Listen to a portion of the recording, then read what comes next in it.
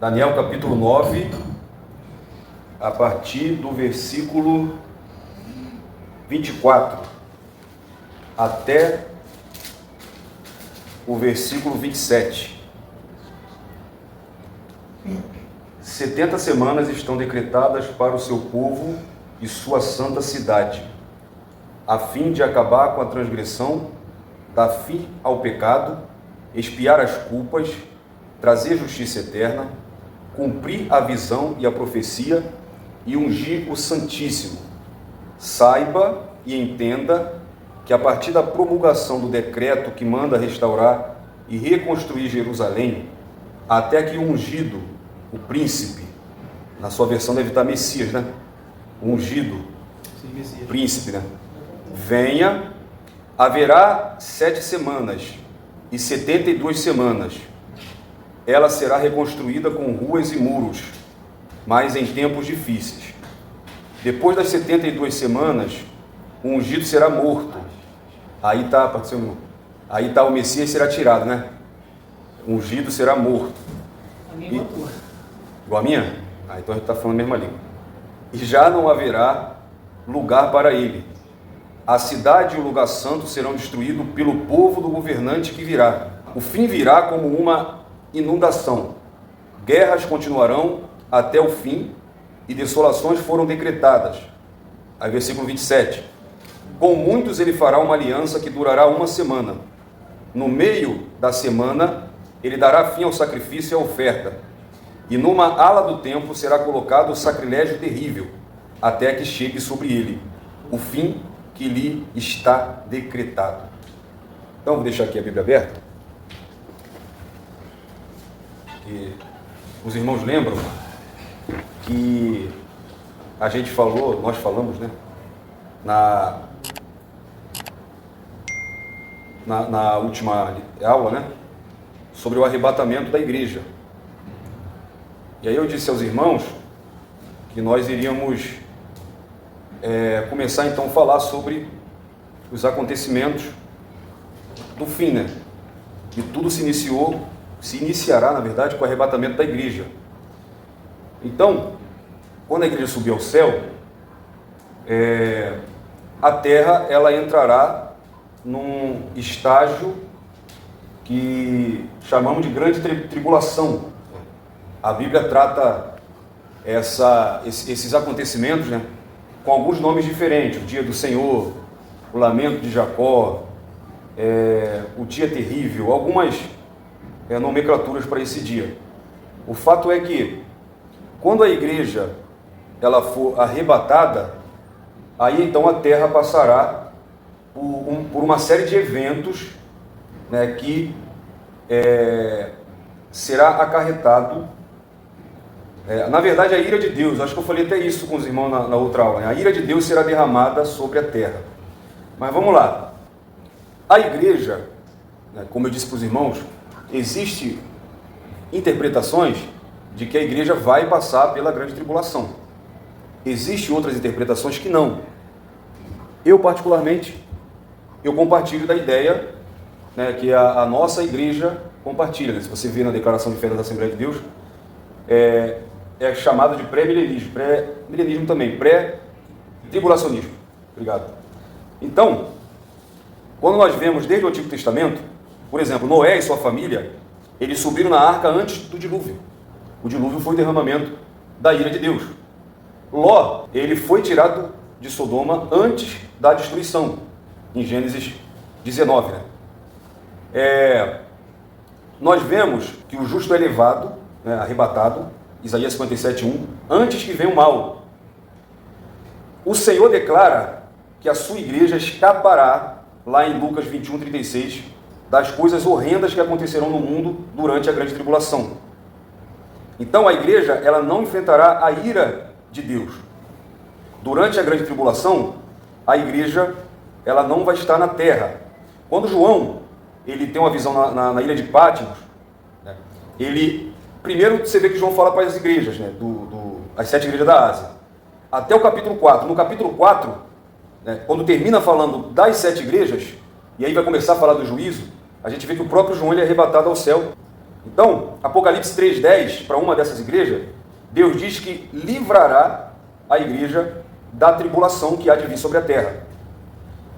E no livro de Daniel, nós vemos algo muito interessante que eu quero compartilhar com vocês. Mas, vamos lá. Então, a igreja vai estar no céu e nós vamos focar um pouco na terra. O que vai acontecer nesse período em que a igreja ela sobe com Jesus? A vinda de Jesus, ela ocorrerá em duas partes. Porque Jesus ele vem, 1 Tessalonicenses 4, nos ares. Você vê que Paulo não diz que Jesus ele virá à terra. Ele vem nos ares e a igreja ela encontra com Jesus nos ares. Então não mostra uma vida de Jesus na terra, quando você vê, por exemplo, a Bíblia mostrar que todo olho verá, que ele desce na terra e todos o veem. A Bíblia fala em 1 Tessalonicenses 4, do arrebatamento da igreja, Jesus vem nos ares e a igreja encontra com Jesus nos ares. O que a gente entende? Que durante esse período, a igreja, depois a gente vai falar sobre isso, ela vai ter vai passar por algumas, como eu posso dizer, alguns eventos com Jesus no céu. Enquanto isso, a terra passa por uma grande tribulação. Então Jesus ele primeiro vem nos ares, né?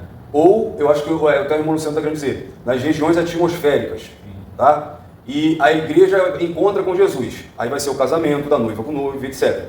Mas depois do período da grande tribulação, aí Jesus vem com a igreja glorificada, e aí ele vem na terra fisicamente, literalmente, e aqui ele reina durante 1000 anos com a igreja glorificada. O que acontece? Então, a gente entende que a igreja não vai passar por essa grande tribulação. Vamos ler 2 Tessalonicenses, capítulo 2, para a gente ver algo interessante que Paulo fala. Do versículo 6 a 8, vou pedir a Jéssica aí, já que a versão dela é igual a minha, para ela ler para a gente. 2 Tessalonicenses, capítulo 2, do 6 ao 8. Pode ler, pode ler. E agora vocês sabem o que está detendo. Está detendo, isso mesmo. Para que ele seja revelado no seu devido tempo. A verdade é que o mistério da iniquidade já está em ação, restando apenas que seja afastado aquele que agora o detém. Pode ler 8. 8.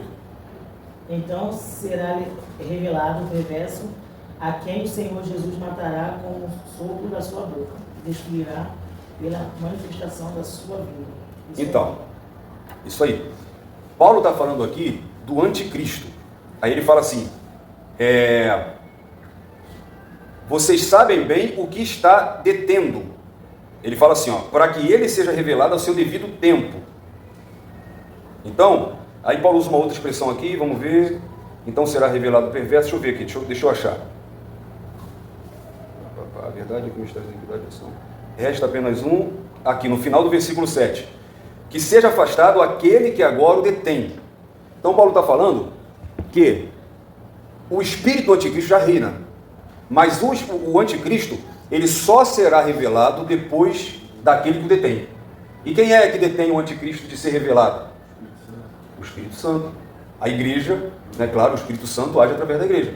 Então, o Espírito Santo, a igreja na terra, quando ela for retirada, aí a terra vai entrar nesse juízo. E a gente vai ver essa manifestação aqui, o anticristo. Vamos tentar aqui nesse curto tempo conversar um pouco sobre tudo isso. O que acontece quando a gente leu em Daniel, para quem chegou depois, talvez não acompanhou a leitura, a gente leu aqui as 70 semanas de Daniel. Então, nas 70 semanas de Daniel, ele está exilado, os irmãos lembram, né? Ele está lá na ilha, ó, já falei que está na ilha de Pátio. Ele está lá na Babilônia, e já tem tempo que Daniel está lá. Aí Daniel, já com quase seus 80, ele está lendo a Bíblia. E aí ele lê que, segundo a profecia de Jeremias, o cativeiro só ia durar 70 anos. E já tinha alcançado esses 70 anos. Então o que Daniel faz? Ele começa a orar a Deus pela restauração do povo de Israel. Olha o que diz Jeremias 25:11. Toda a terra virá ao seu deserto e um espanto, e as nações servirão ao rei da Babilônia 70 anos. Aí eu pergunto a você, ninguém lembrou da profecia de Jeremias? Só Daniel que lembrou, porque o povo caiu no comodismo, o povo se misturou com os pecados da Babilônia, mas Daniel seguiu firme. Daniel serviu a todos os reis, a todos os impérios, mas Daniel não deixou de servir a Deus. Então Daniel, ele entendendo isso, ele começa a orar pela restauração do povo. E aí que entra algo interessante. A oração de Daniel é interrompida por nada mais, nada menos do que Gabriel, o anjo mensageiro. Deus manda um WhatsApp para Daniel lá do céu. E aí, o anjo Gabriel, e é fantástico a palavra que o próprio Daniel diz, ele fala assim, ó, ele voou rapidamente. Lá em Daniel 9, do 20 ao 23. O anjo Gabriel chega e ele começa a falar de algumas profecias para Daniel.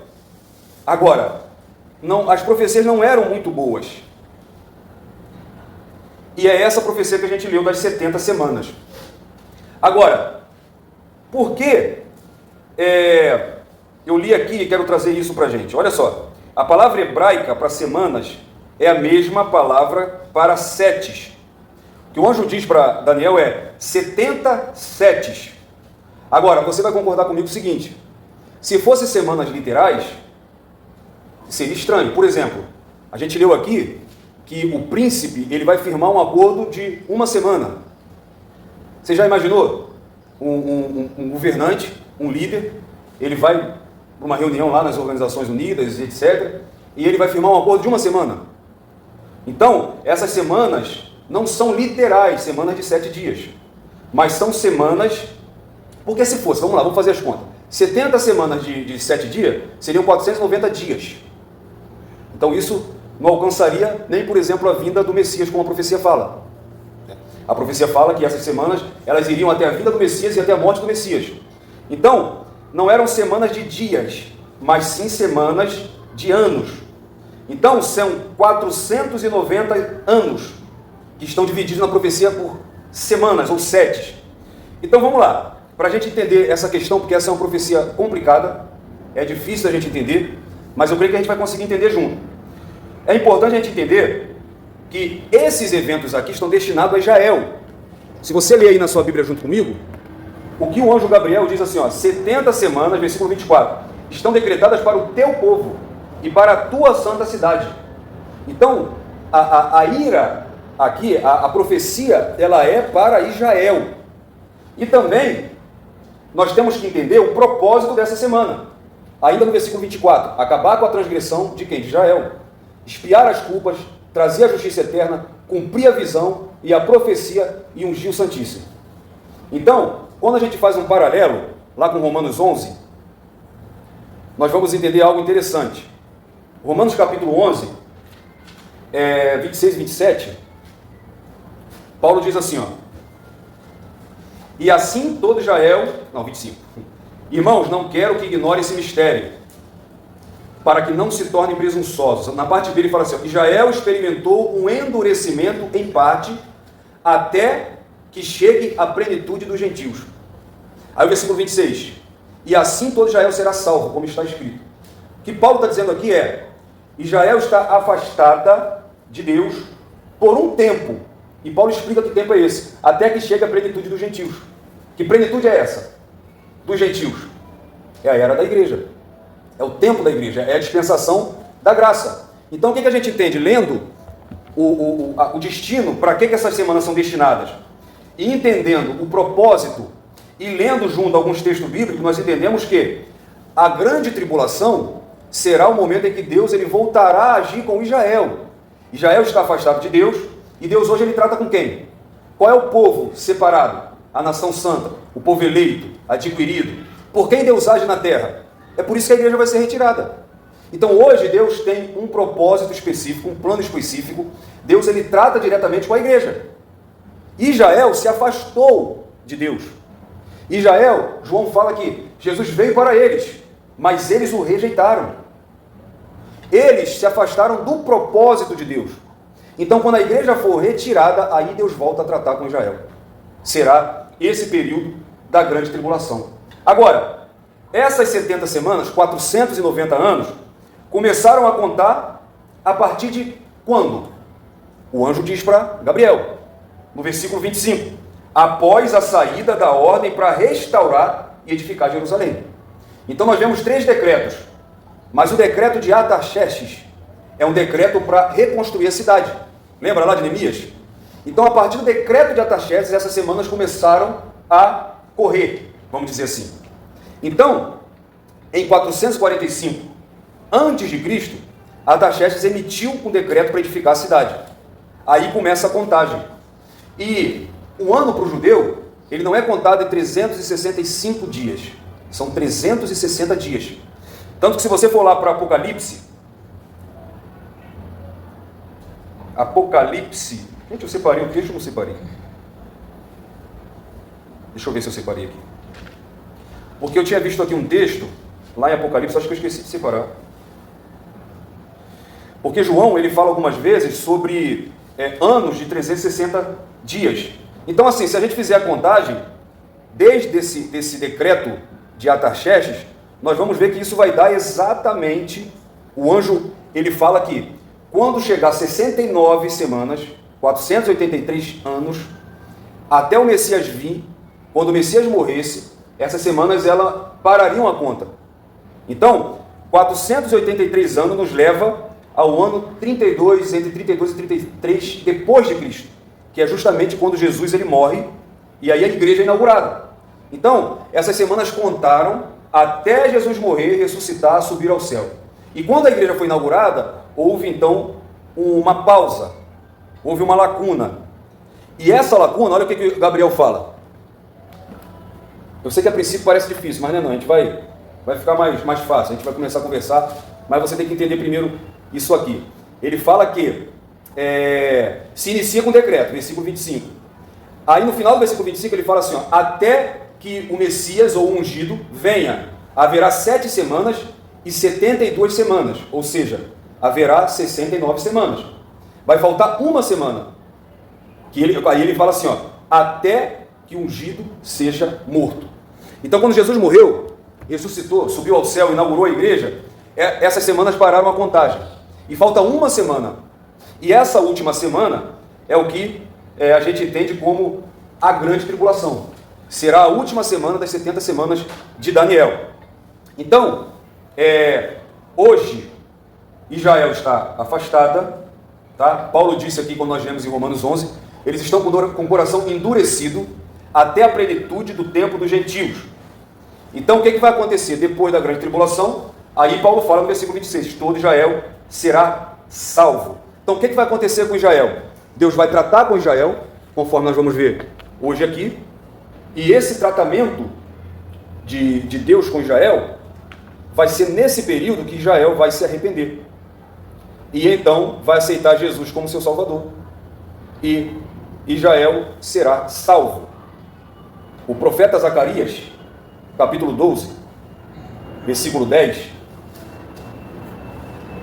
em uma profecia 12, 10, cadê? Tá aqui. Olha essa profecia de Zacarias. E derramarei sobre a família de Davi e sobre os habitantes de Jerusalém um espírito de ação de graças, de súplica. Aí olha que interessante. Olharão para mim aquele a quem transpassaram. Quem foi que eles transpassaram? Jesus. E chorarão por ele como quem chora a perda de um filho único. E se lamentarão amargamente como quem lamenta a perda de um filho mais velho. Então, no período da grande tribulação, Deus vai tratar com Israel. E Israel, no fim da grande tribulação, vai se arrepender. Agora, vai ser só Israel que vai passar pela grande tribulação? Não. Quando a gente lê Apocalipse, principalmente, outros textos, Mateus 24, a gente vê que a ira de Deus ela será derramada em toda a terra. O propósito de Deus específico é com Israel, mas todo aquele que ficar, ele vai sofrer com a grande tribulação. Ele vai passar, ele vai estar debaixo da ira de Deus. Então, gente, nós vimos então que quando a igreja for arrebatada, Deus volta a tratar com Israel e esse relógio das 70 semanas de Daniel começa a contar. E aí Jesus fala, lá no sermão profético, quando Jesus está no Monte das Oliveiras, Jesus também falou de escatologia. Quando ele se refere à grande tribulação, ele diz assim, ó, porque haverá, então, grande tribulação, como nunca houve desde o princípio do mundo até agora, nem jamais haverá. Daniel também fala, em Daniel, capítulo 12, versículo 1, naquela ocasião, Miguel, o grande príncipe que protege o seu povo, se levantará. Haverá um tempo de angústia, como nunca houve desde o início das nações até então. Então a grande tribulação tem esse nome já para dar mais ênfase, porque não é uma tribulação comum. Será um período ao qual nunca houve na terra. Será um período de fome, de peste, de perseguição, de luta, ao qual nunca aconteceu até esse momento.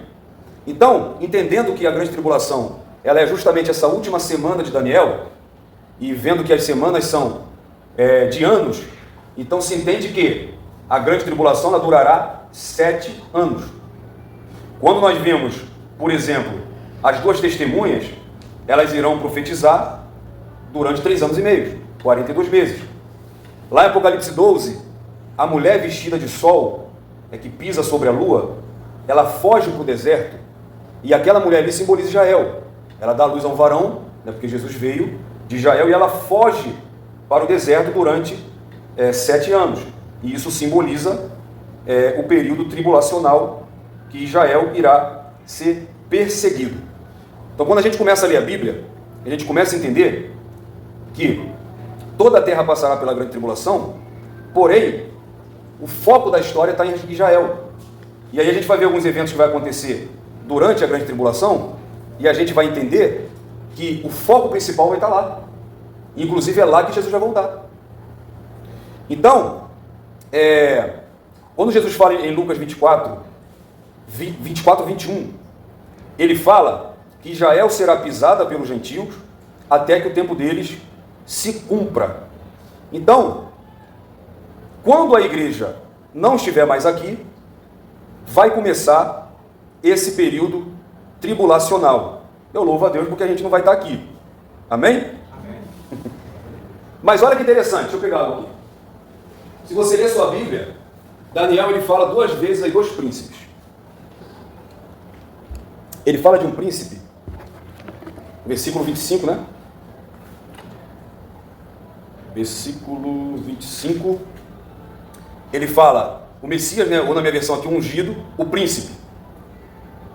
E no versículo 26, ele fala também de um príncipe. Aqui está governante. Na sua Bíblia, o príncipe do versículo 25 deve estar com P maiúsculo, né? O príncipe do versículo 26 com P minúsculo. Aí eu te pergunto, é o mesmo príncipe que a profecia se refere? Os 2 príncipes dos 2 versículos? O príncipe do versículo 25, o próprio texto está falando, o próprio Gabriel fala, o Messias, o ungido. Então o príncipe aqui do versículo 25 é Jesus. Então o anjo está dizendo que quando Jesus vier, e depois de Jesus ser morto e ressuscitado, aí as semanas parariam a contagem. Mas aí ele fala no versículo 26 de um outro príncipe, que ele fala que a cidade e o lugar santo serão destruídos pelo povo desse príncipe. E então quem é esse príncipe? Esse príncipe do versículo 26 é o anticristo. O príncipe do versículo 25 é o Messias.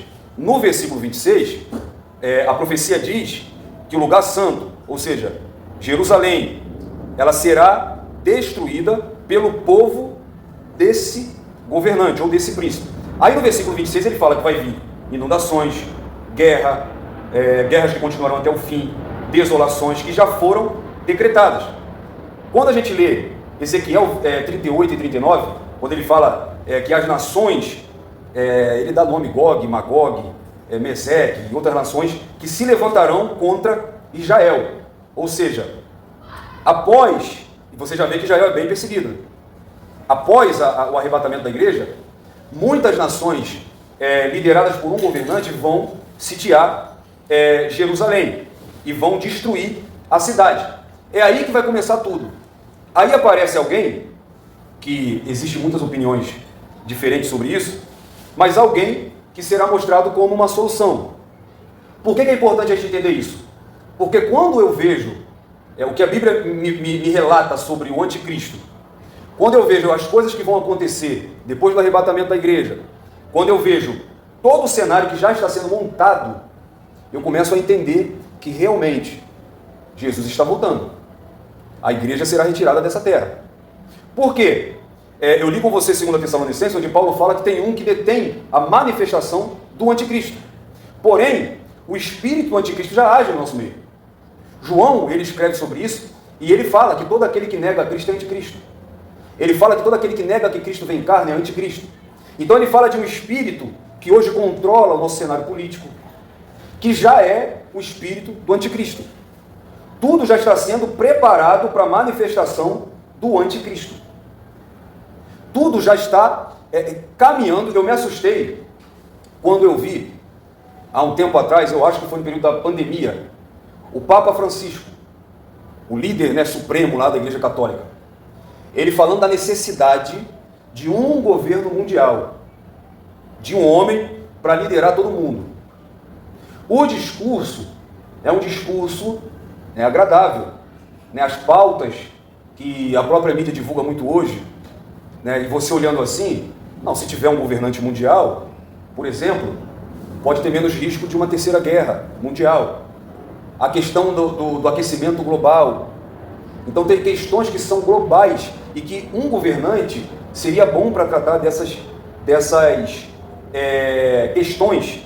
E aí eu vi o Papa falando sobre isso e apoiando isso. E aí eu comecei a entender que isso está muito atual em nossos dias. Porque você vai entender comigo aqui que o anticristo, ele será um líder mundial. Ele governará todo o mundo. Ele exercerá domínio sobre todas as nações.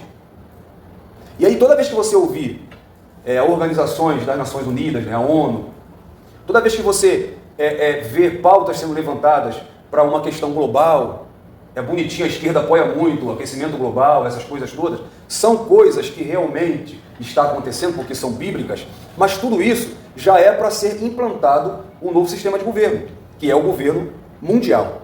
E esse governo mundial ele será liderado pelo anticristo. O que eu sempre digo é, o que Jesus falou, ao homem não compete saber dias ou anos. Eu acho assim, que a igreja passar ou não é o mais importante, o importante é que Jesus virá. Agora, é claro que você tem que saber dos acontecimentos. E é bom a gente entender, é a maneira que a gente lê a Bíblia, interpreta e acreditar, Eu acredito assim como o irmão Luciano, que será antes, mas tem irmão que acredita que é depois. Agora, o pós, como o irmão Luciano está perguntando, eles acreditam sim que a igreja ela vai passar por toda essa tribulação, a grande tribulação, ela vai ser inclusive perseguida pelo anticristo. Porque nós entendemos, quando a Bíblia diz que o anticristo ele vai perseguir o povo santo, é os judeus. Mas eles não, eles interpretam literalmente o povo santo como a igreja. E eles não fazem separação entre essas vindas. Para eles, Jesus vem uma vez só, busca a igreja e já desce. Eu tenho dificuldade para entender um pouco isso também. Jesus vem nos ares, a igreja ela se encontra com Jesus nos ares e desce de novo com Jesus. Então, não deixa de ser duas fases, mas eles interpretam. Agora, você não tem que ter um medo de passar ou não. Eu acho que o que a gente tem que guardar no nosso coração é justamente a certeza que ele vai voltar. A igreja primitiva, elas já achavam que estavam na grande tribulação, principalmente no período de Nero. É por isso até que não se falava muito essa questão de pós ou pré, porque eles já entendiam que estavam na tribulação, eles já esperavam que Jesus... E Jesus, para complicar, ainda disse assim, vem breve. O breve, meu irmão, se você aplicar literalmente, já passou 2000 e poucos anos, e ele não voltou, mas ele disse, breve vem. O breve dele é um alerta para nós. Um alerta. Saber que a gente pode vir para nós em qualquer momento. Aí eles estão sendo perseguidos por Roma. E no período do nazismo, todo mundo achou que Adolf Hitler era o anticristo, porque ele perseguiu muito judeu, matou muito judeu e tal. Então, o que nós temos que ter em mente, vou deixar o irmão Gilcimar falar, é que Jesus vai voltar. Se a gente já não está cantando, tem que agora aqui, nesse período, o Espírito Santo, a tribulação, o Espírito Santo já não está atuando mais na Terra. Então, tem pontos que o pré-tribulacionismo traz com muita ênfase assim, que eu tenho um pouquinho o pé meio recuado. Quando você lê Gênesis 1, o Espírito pairava sobre as águas. Eu não acredito assim que o Espírito Santo será tirado da terra. O Espírito Santo, ele é onipresente, né? Ele está, o salmista fala, né? Salmo 139, né? Para onde eu fugirei da tua face? Aonde eu me esconderei do teu Espírito? Se eu for ao céu, tu está lá. Se eu pegar minha cama e deitar no inferno, lá tu está. Ué, ele está no inferno? Ele está em todos os lugares. Porque tem as duas testemunhas que vai pregar. As duas testemunhas. Eu acredito assim. Sinais, maravilhas. Eu acredito assim. Acredito que seja o mais coerente. Como que o Espírito Santo agia antes da igreja? Né? Ele vai agir da mesma forma. No Antigo Testamento, o Espírito Santo ele tomava a pessoa, usava para o que tinha que usar e deixava a pessoa. Por isso também que eu acho mais forte a interpretação do dispensacionalismo. Por quê? Porque a era da igreja faz essa separação. Porque o Espírito Santo está agindo através da igreja. Então, quando a igreja for tirada, o Espírito Santo ele não vai agir. Vocês têm noção? Nós somos templos do Espírito Santo. Ele não vai mais habitar na pessoa. Então, durante esse período, o Espírito Santo ele não é retirado, né? Mas, em um sentido, ô Gilcimar, em um certo sentido, será retirado, porque a igreja, que é o canal onde o Espírito Santo trabalha, age, mora, a igreja vai ser tirada. Mas agora, o Espírito Santo, ele ainda estará e ainda agirá. Tá? Só que, eu esqueci o nome que se dá, enquanto estou falando, estou tentando lembrar, dessa ação do Espírito Santo no Antigo Testamento, onde ele não habitava, mas ele só atuava. Então acredito que vai ser por aí, porque o Luciano trouxe muito bem. Haverão duas testemunhas, haverá pregação, haverá arrependimento da tribulação. E quem convence o homem? É que interessante que nesse período, né, que acho que é Apocalipse 16, se não me engano, que diz que muitos fugirão para as montanhas e pedirão para que as rochas caiam em cima dele, para se esconder da face daquele que está sentado no trono e tal. O Espírito, as pessoas, o próprio livro de Apocalipse diz, grande parte dessa parte de cara já vai morrer. Então, tipo assim, ou você nega ou recebe a marca da vida. Ninguém tem ideia de como é que vai ser. Mas eu acredito que vai ser um período tão terrível que vai ter pessoas que vão se render ao fato de você viver no sistema. Ou seja, aquele que recebe já está condenado, né? E do que você ter que ser perseguido. Eu acho que vai ser uma perseguição pior do que todas as vidas que... Então, mas assim, o Espírito Santo, eu acredito que não vai estar agindo, como você falou, da forma com que ele age hoje, né? Através da igreja. Vai agir com as duas testemunhas, grandes sinais que vão ser mortos depois também, vão ser perseguidos e mortos, mas assim, retirada, porque eu não consigo ver uma terra sendo terra sem o Espírito Santo. Por isso que eu citei Gênesis 1, a terra era sem forma, vazia, sem luz, e o Espírito Santo já pairava. Então ele vai agir. Então vamos para essa parte, ó. Já que falou da marca, da besta, né? Vamos ler Apocalipse 13. Por quê? Deixa o irmão Luciano ler, deixa eu ver se eu coloquei correto aqui.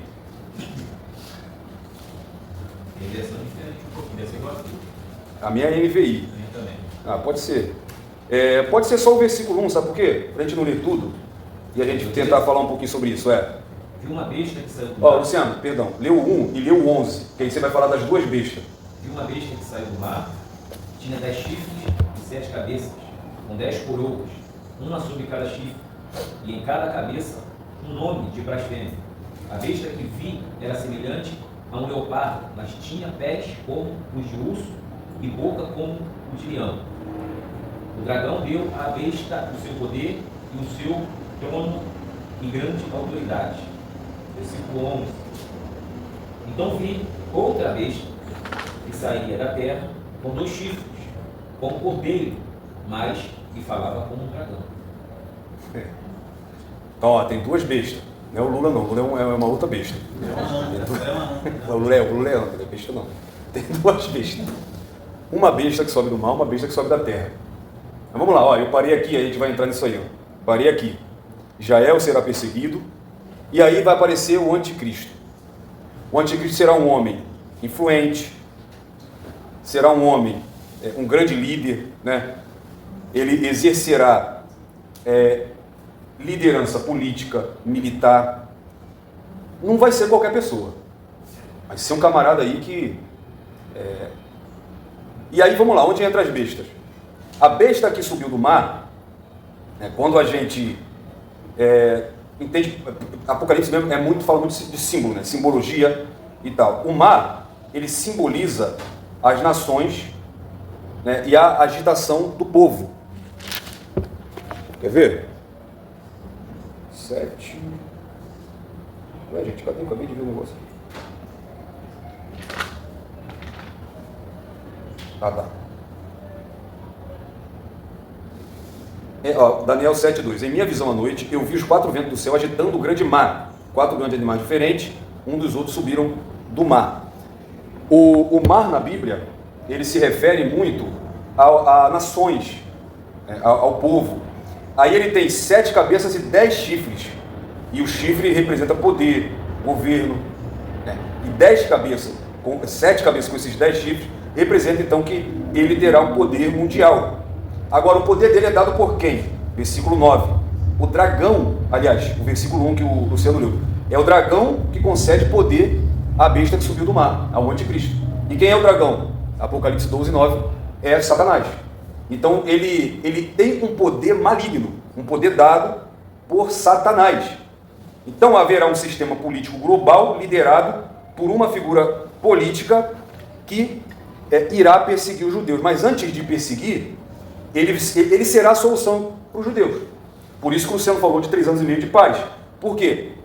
Esse homem aqui, ele vai apresentar a solução para Israel, para o mundo, mas principalmente para Israel. Ele vai conseguir fazer algo que ninguém conseguiu até hoje. A profecia das 70 semanas diz que ele firmará um acordo de paz.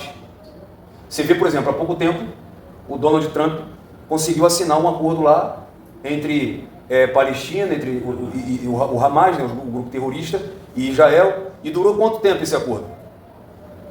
Hamas entregou alguns reféns, aí se recusaram a entregar, Israel já contra-atacou novamente. Ninguém consegue firmar um acordo naquela terra, porque eles requerem aquela terra, aquele espaço para eles como sagrado. E o judeu tem aquela terra como sagrada.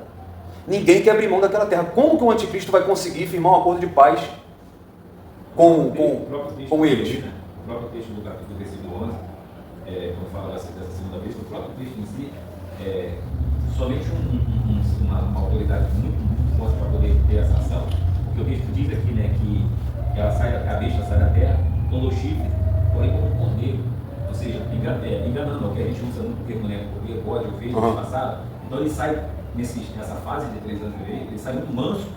Isso para Israel muito atrativo, e o poder de persuadir dele é incomum, como ninguém nunca conseguiu, como está citando agora. Então, mas aí o texto vai dizer, né, mas falava como um dragão, o diabo. A forma com que ele já estava preparando o ambiente para poder atacar.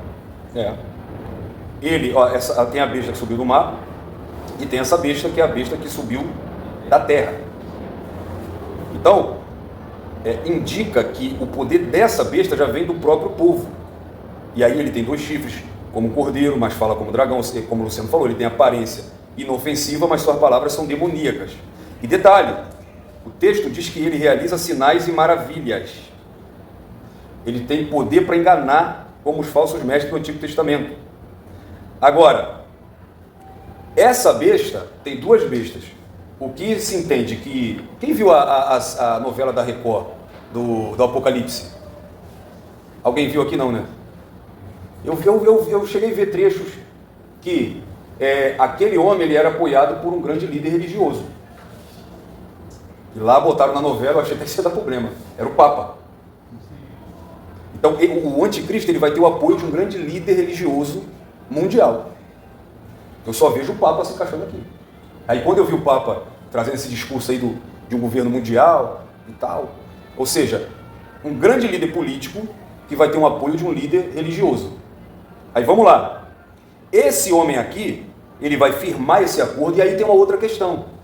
Tem gente que acredita que o anticristo... É o que a gente estava falando aqui sobre tempo, cara. Antes ou depois da grande tribulação. Aí as pessoas querem muito adivinhar o que a Bíblia não fala. É importante a gente tentar entender, mas é complicado. Alguns dizem que o anticristo ele vai vir da Europa. Só que, se ele vir da Europa, ele tem que ter uma dupla nacionalidade, porque o judeu não vai firmar um pacto com alguém que não seja judeu. Então é difícil, mas a gente já entende, lendo a Bíblia, que vai ser uma pessoa de grande influência. E tanto será judeu que os próprios judeus vão aceitar ele como Messias. Vão acreditar que ele é o Messias e não o Jesus que eles rejeitaram. O que esse homem vai fazer? Vamos lá. Ele vai firmar um acordo de paz, ele vai levantar o novo templo para os judeus, o terceiro templo. Aqui não é aquele templo que o Bispo Macedo levantou, não. O templo de Salomão, ele vai ser levantado lá pelo anticristo. Que hoje fica na terra onde que fica a mesquita deles, É aí que é o problema. O judeu, obrigado por citar isso, Luciano. O judeu, ele quer levantar o templo dele de novo, porque para o judeu não tem outro lugar que ele possa adorar a Deus, cultuar, oferecer sacrifício. Só no templo. E o templo está lá, o templo tem que ser levantado lá. E lá está a mesquita deles. E eles não abrem mão da mesquita deles. O que o anticristo vai conseguir fazer é firmar um acordo de paz, levantar novamente o templo, e aí os judeus vão ficar felizes. Vão poder oferecer sacrifício novamente, vão poder visitar o templo novamente, vão poder viajar para Jerusalém novamente e fazer seus rituais e festas lá. Só que aí vai ter um problema. Essa suposta paz vai durar 3 anos e meio. E aí o Luciano citou outra coisa muito importante. Aí, esses 3 anos e meio iniciais ainda não é a grande tribulação. São 3 anos e meio de uma falsa paz. É por isso que para alguns a igreja participa disso. Agora, a grande tribulação vai se dar 3 anos e meio depois. Por quê? O que esse camarada vai fazer? Ele faz o templo, aí ele vai entrar no templo e vai querer adoração para ele próprio no templo dos judeus. Aí, meu irmão, aí a casa vai cair. Mas antes disso, como foi citado, vamos falar um pouco sobre isso. Ele vai instituir uma marca. Quem já ouviu falar da marca da besta? Qual o número da besta? 666. Aí tem criminoso aí que tatua, né? 666. Tem gente que... Rapaz, eu já ouvi tanta coisa com esse 666. A gente nem precisa tatuar, né? Nem precisa. Já está na testa e na mão direita. A marca é só na mão direita. Tem gente que tem na perna, na mão. Mas aí, o que será que vai ser essa marca? Eu quero ver a opinião de vocês. O que vocês acham? É uma tatuagem onde vão marcar? Porque assim, a Bíblia fala que serão identificados. Todos aqueles que seguem o anticristo, eles deverão ter essa marca. Acho que a mídia envolve muita coisa na mente da população. Aí quando você fala marca da besta, a primeira coisa é isso aí. Não, essa questão do chip eu acho interessante. Por quê? Porque pensa em algo que, além de te identificar, vai te dar poder de compra.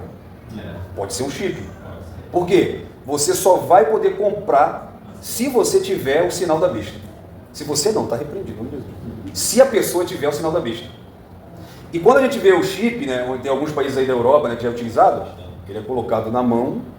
Se a pessoa não tiver a mão, coloca na testa. O cara pode entrar numa agência, o cara pode... Enfim, será que é o chip? O que os irmãos acham?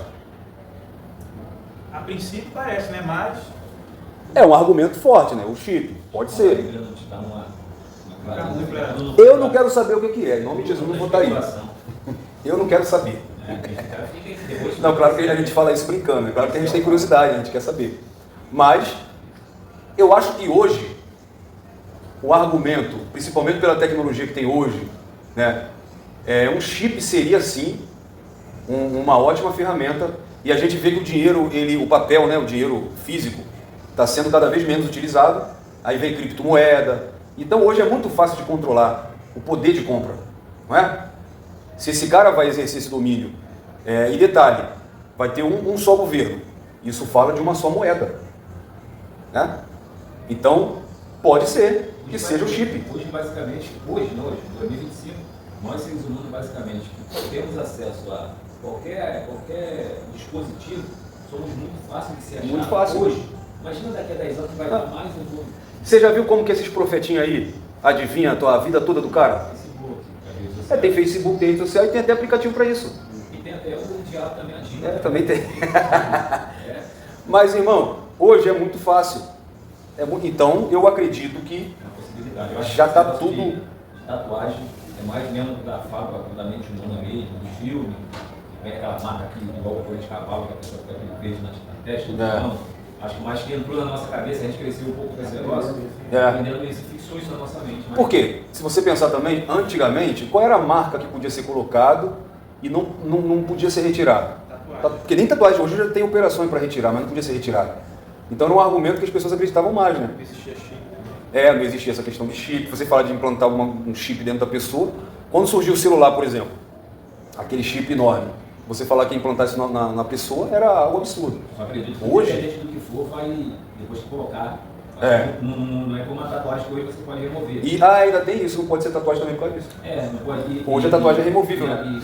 Tanto que a Bíblia diz que aquele que colocar já está condenado. Não tem como colocar atrás. Me arrependo disso daqui. Porque o chip ele será um pacto que as pessoas vão fazer com o anticristo. E quem é que deu poder para o anticristo? O dragão. O anticristo ele está sob o domínio de Satanás. O próprio diabo vai ter liberdade para agir na terra. É uma trindade maligna. O dragão, a besta da terra e a besta do mar. É um falso Deus, um falso Espírito Santo e um falso Cristo, porque o anticristo será um falso Cristo. Eles dois vão ser o primeiro a inaugurar o de fogo. Isso aí. Isso aí. O falso profeta, a besta, vão ser o primeiro a entrar lá. Então assim, depois que ele tivesse 3 anos e meio de paz, que ele entrar no templo e ele profanar o templo, aí os judeus vão entender que ele não era o Messias. Aí que os judeus, porque você entrar no templo, aonde era sagrado, qualquer um que entrasse no templo em pecado já morria. O templo que o judeu tinha um orgulho daquele templo, da beleza do templo, o templo onde a presença de Deus se manifestava de dentro do templo, e alguém entrar lá, como fez no ano 70, né, o Tico Epifânio, né, que sacrificou um porco lá dentro, aquilo já era um sinal que a presença de Deus já estava muito longe deles. Porque se ele entrasse lá, quando a gente vê no Antigo Testamento, ele morria. Lá, já nos Evangelhos, a gente já vê que o templo era só um lugar físico. Os próprios fariseus já eram vendidos, o próprio sumo sacerdote. Então, quando eles vê aquilo, ele vai querer se fazer de Deus. Ele vai querer adoração para ele mesmo. Então, aí os judeus vão se enquadrar no que a gente leu aqui de Zacarias 12:10. Eles vão se lamentar, eles vão chorar, eles vão ver que, na verdade, aquele não era o Messias. E aí vai começar uma grande perseguição, mas a perseguição agora é do próprio anticristo, que vai perseguir os judeus. E agora, então, meu irmão, entra a profecia de Jesus em Mateus 24, entra a grande tribulação, como está aqui na última semana de Daniel. O anticristo ele vai voltar toda a força dele para perseguir Israel. E aí entra a mulher vestida de sol, lá em Apocalipse 12, que vai fugir para o deserto. Aí Jesus fala, ai das grávidas naqueles dias. Os judeus vão sofrer a maior perseguição que eles já sofreram. Imagine, o líder mundial, o cara que tem poder sobre todo o exército de todas as nações do mundo, se voltando para uma única nação. E quando você vê Israel, é uma nação tão pequena, né? Mas imagine o impacto que isso vai ter em Israel. Então agora, a gente entrou no final, né? Israel vai ser perseguida. Ele vai destruir o templo, ele vai perseguir os judeus, e entrou na grande tribulação. Aí Jesus fala, ele repete na verdade as palavras de Daniel, em Daniel 11:31, Mateus 24, 21, a grande abominação da desolação. Se você ler o príncipe em Mateus 26, ele é chamado de príncipe. Mateus 26 não, perdão. Daniel 9:26. Ele é chamado de príncipe. No versículo 27, ele é chamado de assolador. Ou seja, o príncipe virou um assolador, um destruidor. Ele vai quebrar o pacto que ele fez com Israel e ele vai perseguir Israel. Meu Deus, está arrependido, hein? Alguém quer falar alguma coisa? Quer comentar? Quer perguntar? Não? Então, meus irmãos, aqui será aberto o selo do Apocalipse. A ira de Deus será derramada. As 7 trombetas que vão anunciar esse juízo, lá em Apocalipse, e as 7 taças da ira de Deus será derramada sobre a terra. Israel vai ser perseguido a tal ponto de achar que não tem mais solução. E quando parecer que não tem mais jeito, no final da grande tribulação, onde os exércitos da terra vão se alinhar contra o povo judeu, e aí lá em Apocalipse 16 chama de a guerra, né, a batalha, na verdade, do Armagedon. E aí nesse período aqui, aí Israel vai se arrepender. Você vê que para Israel, desde Israel como nação, desde que Deus instituiu Israel, ele sempre se afasta de Deus, e Deus vai punir Israel, Israel se volta para Deus, mas Israel alcançou um grau de apostasia tão grande, que ele só vai cair em si depois disso tudo. Aí o que vai acontecer? Oséias capítulo 5, no versículo 15, diz que: então voltarei ao meu lugar, até que eles admitam sua culpa. Eles buscarão a minha face em sua necessidade. Eles me buscarão ansiosamente. Oséias 6,3, ó. Conheçamos o Senhor, esforcemo-nos por conhecê-lo. Tão certo como nasce o sol, ele aparecerá. Virá para nós como as chuvas de inverno, como as chuvas de primavera que regam a terra.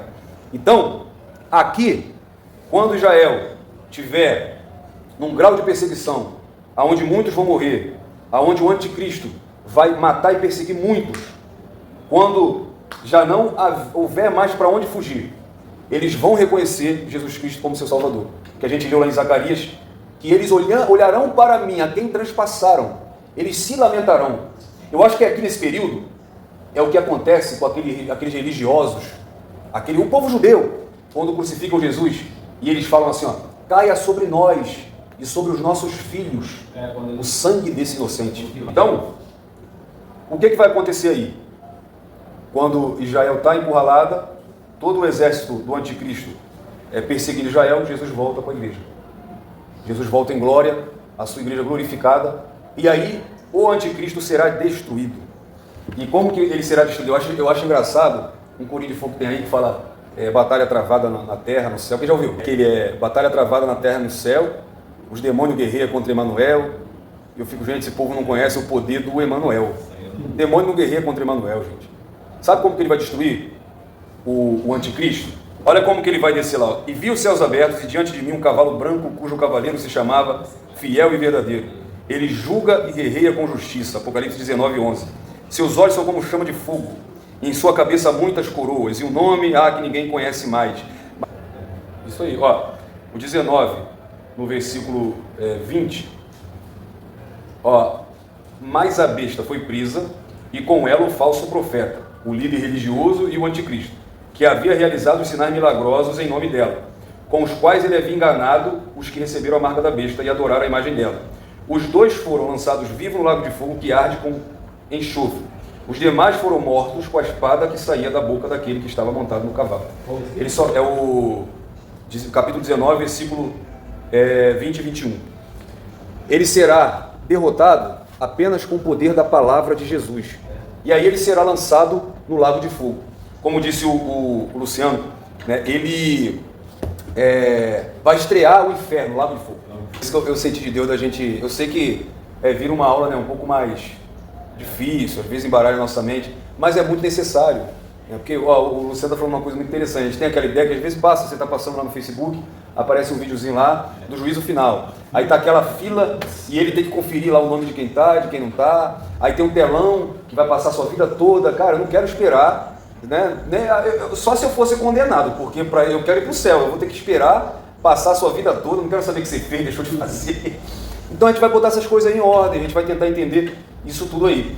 Quando Jesus vem, é por isso que eu falei, que eu acredito também nisso, que Jesus ele vem, a vida de Jesus, ela é dividida em duas partes, porque primeiro ele vem para a igreja, ele tira a igreja da terra, depois ele vem com a igreja. Então ele arrebata a igreja, depois dessa grande tribulação de 7 anos, Jesus volta com a igreja. E aí Jesus vai destruir o anticristo, né, vai prender Satanás durante 1000 anos, e aí a igreja vai reinar com Jesus durante 1000 anos, que vai ser o milênio. Mas antes disso, eu vou ver se na próxima aula a gente consegue falamos só hoje de coisa ruim, né? Né? Vamos ver se a gente fala o que vai acontecer com a igreja durante esses 7 anos. Né? Porque a gente, né, na outra aula, rolou um papo legal aqui sobre o galardão, né? Então vamos falar sobre o tribunal de Cristo e as bodas do Cordeiro.